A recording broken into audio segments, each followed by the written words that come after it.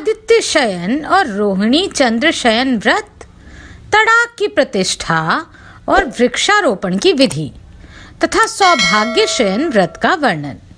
आप सभी description box से मेरे दूसरे चैनल ज्ञान कथा सागर में आरंभ की गई महाभारत की श्रवण पुस्तिका का भी आनंद उठा सकते हैं। भीष्म जी ने पूछा, ब्राह्मण जो अभ्यास ना होने के कारण अथवा रोगवश उपवास करने में असमर्थ है किंतु उसका फल चाहता है, उसके लिए कौन सा व्रत उत्तम है, यह बताइए।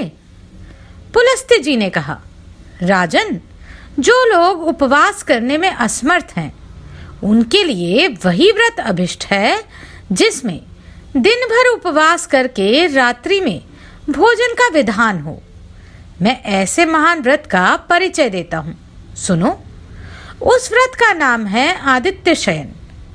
उसमें विधि पूर्वक भगवान शंकर की पूजा की जाती है। पुराणों के ज्ञाता महर्षि जिन नक्षत्रों के योग में इस व्रत का उपदेश करते हैं उन्हें बताता हूँ। जब सप्तमी तिथि को हस्त नक्षत्र के साथ रविवार हो अथवा सूर्य की संक्रांति हो, वह तिथि समस्त कामनाओं को पूर्ण करने वाली होती है। उस दिन सूर्य के नामों से भगवती पार्वती और महादेव की पूजा करनी चाहिए। सूर्यदेव की प्रतिमा तथा शिवलिंग का भी भक्ति पूर्वक पूजन करना चाहिए। हस्त नक्षत्र में सूर्याय नमः का उच्चारण करके सूर्यदेव के चरणों की, चित्रा नक्षत्र में अकार्यः नमः कहकर उनके गुल्फों अर्थात घुट्टियों की, स्वाति नक्षत्र में पुरुषोत्तमाय नमः से पिंडलियों की, विशाखा में धात्रे नमः से घुटनों की तथा अनुराधा में सहस्त्र भानवे नमः से दोनों जांघों की पूजा करनी चाहिए। ज्येष्ठा नक्षत्र में अंगाय नमः से गुह्य प्रदेश की, मूल में इंद्राय नमः और भीमाय नमः से कटिभाग की, पूर्वाषाढ़ा और उत्तराषाढ़ा में त्वष्ट्रे नमः और सप्त तुरंगमाय नमः से नाभि की, श्रावण में तीक्ष्णाश्वे नमः से उदर की, घनिष्ठा में विकर्तनाय नमः से दोनों बगलों की और शतभिषा नक्षत्र में ध्वांत विनाशनाय नमः से सूर्य के वक्षस्थल की पूजा करनी चाहिए।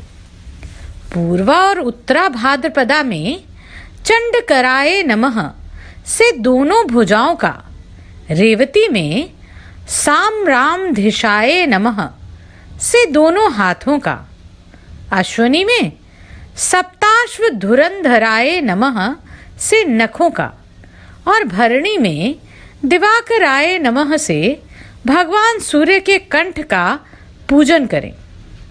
कृतिका में ग्रीवा की, रोहिणी में होठों की, मृगशिरा में जीवा की तथा आद्रा में हर्ये नमः से सूर्यदेव के दांतों की अर्चना करें। पुनर्वसु में सवित्रे नमः से शंकर जी की नासिका का, पुष्य में भ्रुवल्लभाय नमः से ललाट का तथा वेद शरीर धारिणे नमः से बालों का, आश्लेषा में विबुद्ध प्रियाय नमः से मस्तक का, मघा में दोनों कानों का, पूर्वा फागुनी में गौ ब्राह्मण नंदनाय नमः से शंभु के संपूर्ण अंगों का तथा उत्तरा फागुनी नक्षत्र में विश्वेश्वराय नमः से उनकी दोनों भौहों का पूजन करें।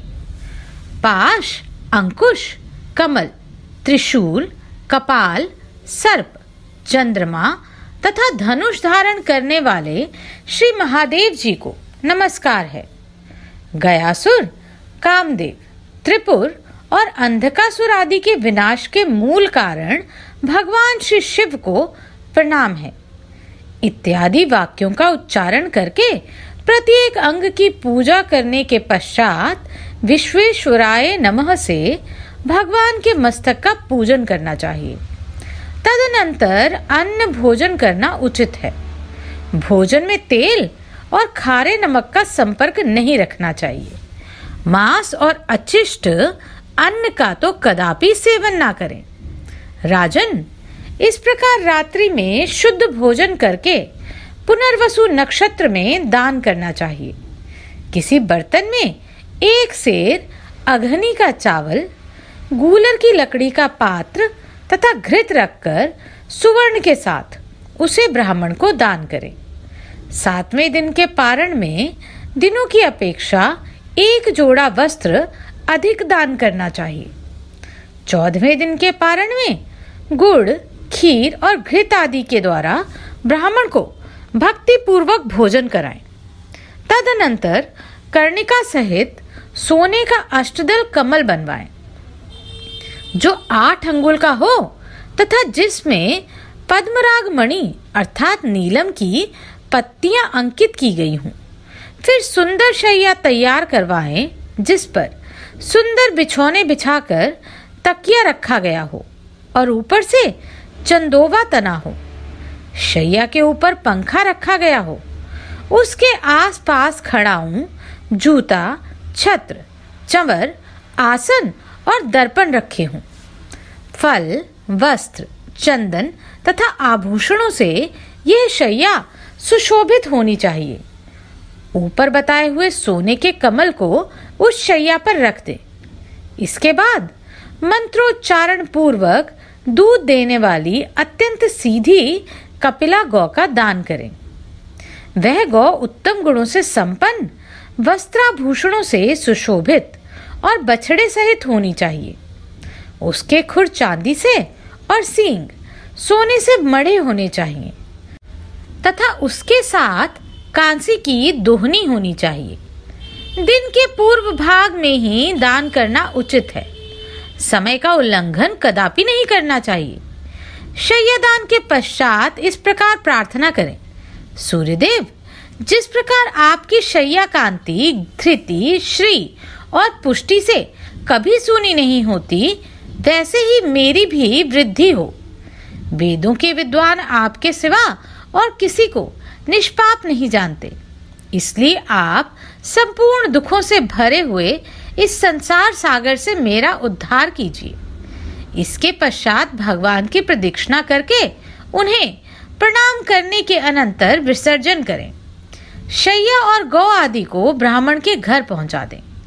भगवान शंकर के इस व्रत की चर्चा दुराचारी और दंभी पुरुष के सामने करनी भी नहीं चाहिए। जो गौ, ब्राह्मण, देवता, अतिथि और धार्मिक पुरुषों की विशेष रूप से निंदा करता है, उसके सामने भी इसको प्रकट ना करें। भगवान के भक्त और जितेंद्रिय पुरुष के समक्ष ही यह आनंददायी एवं कल्याणमय गूढ़ रहस्य प्रकाशित करने के योग्य है। वेदवेता पुरुषों का कहना है कि यह व्रत महापातकी मनुष्यों के भी पापों का नाश कर देता है। जो पुरुष इस व्रत का अनुष्ठान करता है, उसका बंधु, पुत्र, धन और स्त्री से कभी वियोग नहीं होता तथा वह देवताओं का आनंद बढ़ाने वाला माना जाता है। इसी प्रकार जो नारी भक्ति पूर्वक इस व्रत का पालन करती है, उसे कभी रोग, दुख और मोह का शिकार नहीं होना पड़ता। प्राचीन काल में महर्षि वशिष्ठ, अर्जुन, कुबेर तथा इंद्र ने इस व्रत का आचरण किया था। इस व्रत के कीर्तन मात्र से सारे पाप नष्ट हो जाते हैं, इसमें तनिक भी संदेह नहीं है। जो पुरुष इस आदित्य शयन नामक व्रत के महात्म्य एवं विधि का पाठ या श्रवण करता है, वह इंद्र का प्रियतम होता है तथा जो इस व्रत का अनुष्ठान करता है, वह नरक में भी पड़े हुए समस्त पितरों को स्वर्गलोक में पहुंचा देता है। भीष्म जी ने कहा, मुने, अब आप चंद्रमा के व्रत का वर्णन कीजिए। पुलस्त्य जी बोले, राजन, तुमने बड़ी उत्तम बात पूछी है। अब मैं तुम्हें वह गोपनीय व्रत बतलाता हूँ जो अक्षय स्वर्ग की प्राप्ति कराने वाला है तथा जिसे पुराण वेता विद्वान ही जानते हैं। इस श्लोक में रोहिणी चंद्रशयन नामक व्रत बड़ा ही उत्तम है। इसमें चंद्रमा के नामों द्वारा भगवान नारायण की प्रतिमा का पूजन करना चाहिए। जब कभी सोमवार के दिन पूर्णिमा तिथि हो अथवा पूर्णिमा को रोहिणी नक्षत्र हो, उस दिन मनुष्य प्रातः पंचगव्य और सरसों के दानों से युक्त जल से स्नान करे तथा विद्वान पुरुष आप्याय स्व इत्यादि मंत्र को 800 बार जपे। यदि शूद्र हो इस व्रत को वह भी कर सकता है, तो अत्यंत भक्ति पूर्वक शूद्र को सोमाय नमः, वरदाय नमः, विष्णवे नमः इन मंत्रों का जप करना चाहिए और पाखंडियों से विधर्मियों से बातचीत ना करें। जप करने के पश्चात घर आकर फल फूल आदि के द्वारा भगवान श्री मधुसूदन की पूजा करें। साथ ही चंद्रमा के नामों का उच्चारण करते रहें। सोमाय शांताय नमः कहकर भगवान के चरणों का, अनंत धामरे नमः का उच्चारण करके उनके घुटनों और पिंडलियों का, जलोदराय नमः से दोनों जांघों का, काम सुख प्रदाय नमः से चंद्र स्वरूप भगवान के कटी भाग का, अमृतोदराय नमः से उदर का, शशांकाय नमः से नाभि का, चंद्राय नमः से मुखमंडल का, द्विजानाम अधिपाय नमः से दांतों का, चंद्रम से नमः से मुंह का, कौमोदवन प्रियाय नमः से ओंठों का, वनौषधीनाम धीनाथाय नमः से नासिका का, आनंद बीजाय नमः से दोनों भवों का, इंदीवर व्यास कराय नमः से भगवान श्री कृष्ण के कमल सदृश नेत्रों का, समस्ता सुरविंदताय दैत्य निषुधनाय नमः से दोनों कानों का, उदधी प्रियाय नमः से चंद्रमा के ललाट का, सुषुम्राधिपतये नमः से केशों का, शशांकाय नमः से मस्तक का और विश्वेश्वराय नमः से भगवान मुरारी के किरीट का पूजन करें। फिर रोहिणी नाम धेल लक्ष्मी सौभाग्य सौख्यामृतः सागराय पद्मश्रिये नमः अर्थात रोहिणी नाम धारण करने वाली लक्ष्मी के सौभाग्य और सुख रूप अमृत के समुद्र तथा कमल की सी कांति वाले भगवान को नमस्कार। इस मंत्र का उच्चारण करके भगवान के सामने मस्तक झुकाएं। तत्पश्चात सुगंधित पुष्प नैवेद्य और धूप आदि के द्वारा इंदु पत्नी रोहिणी देवी का भी पूजन करें। इसके बाद रात्रि के समय भूमि पर शयन करें और प्रातः उठकर स्नान के पश्चात पाप विनाशाय नमः का उच्चारण करके ब्राह्मण को घृत और सुवर्ण सहित जल से भरा कलश दान करें। फिर दिन भर उपवास करने के पश्चात गौमूत्र पीकर मांस वर्जित एवं खारे नमक से रहित अन्न के 31 ग्रास घी के साथ भोजन करें। तदनंतर 2 घड़ी तक इतिहास पुराण आदि का श्रवण करें। राजन, चंद्रमा को कदम्ब, नीलकमल, केवड़ा, जाति पुष्प, कमल, शतपत्रिका, बिना कुमलाए कुब्ज के फूल, सिंधुवार, चमेली, अन्य श्वेत पुष्प, करवीर तथा चंपा से ही फूल चढ़ाने चाहिए। उपर्युक्त फूलों की जातियों में से एक एक को श्रावण आदि महीने में क्रमशः अर्पण करें। जिस महीने में व्रत शुरू किया हो उस समय जो भी पुष्प सुलभ हो उन्हीं के द्वारा श्री हरि का पूजन करना चाहिए। इस प्रकार 1 वर्ष तक इस व्रत का विधिवत अनुष्ठान करके समाप्ति के समय शयनोपयोगी सामग्री के साथ शय्यादान करें। रोहिणी और चंद्रमा की सुवर्णमयी मूर्ति बनवाएं। उनमें चंद्रमा 6 अंगुल के और रोहिणी 4 अंगुल की होनी चाहिए। 8 मोतियों से युक्त श्वेत नेत्रों वाली उन प्रतिमाओं को अक्षत से भरे हुए कांसे के पात्र में रखकर दुग्धपूर्ण कलश के ऊपर स्थापित कर दें। फिर वस्त्र और दोहिनी के साथ दूध देने वाली गौ, शंख तथा पात्र प्रस्तुत करें। उत्तम गुणों से युक्त ब्राह्मण दंपत्ति को बुलाकर उन्हें आभूषणों से अलंकृत करें तथा मन में यह भाव रखें कि ब्राह्मण दंपत्ति के रूप में यह रोहिणी सहित चंद्रमा ही विराजमान है। तत्पश्चात इनकी इस प्रकार प्रार्थना करें: चंद्रदेव, आप ही सबको परम आनंद और मुक्ति प्रदान करने वाले हैं। आपकी कृपा से मुझ भोग और मोक्ष दोनों ही प्राप्त हों। इस प्रकार विनय करके शैया, प्रतिमा तथा धेनु आदि सब कुछ ब्राह्मण को दान कर दे। राजन, जो संसार से भयभीत होकर मोक्ष पाने की इच्छा रखता है, उसके लिए यही एक व्रत सर्वोत्तम है। यह रूप और आरोग्य प्रदान करने वाला है। यही पितरों को सर्वदा प्रिय है।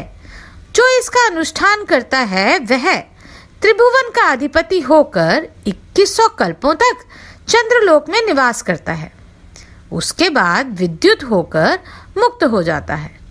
चंद्रमा के नाम कीर्तन द्वारा भगवान श्री मधुसूदन की पूजा का यह प्रसंग जो पढ़ता अथवा सुनता है, उसे भगवान उत्तम बुद्धि प्रदान करते हैं तथा वह भगवान श्री विष्णु के धाम में जाकर देव समूह के द्वारा पूजित होता है। भीष्म जी कहते हैं: ब्राह्मण, अब मुझे तालाब, बगीचा, कुआं, बावली, पुष्करिणी तथा देव मंदिर की प्रतिष्ठा आदि का विधान बतलाइए। पुलस्त्य जी बोले: महाबाहो, सुनो। तालाब आदि की प्रतिष्ठा जो विधान है, उसका इतिहास पुराणों में इस प्रकार वर्णन किया गया है। उत्तरायण आने पर शुभ शुक्ल पक्ष में ब्राह्मण द्वारा कोई पवित्र दिन निश्चित करा लें। उस दिन ब्राह्मणों का वरण करें और तालाब के समीप, जहां कोई अपवित्र वस्तु ना हो, 4 हाथ लंबी और उतनी ही चौड़ी चौकोर बेदी बनाएं। वेदी सब ओर समतल हो और चारों दिशाओं में उसका मुख हो।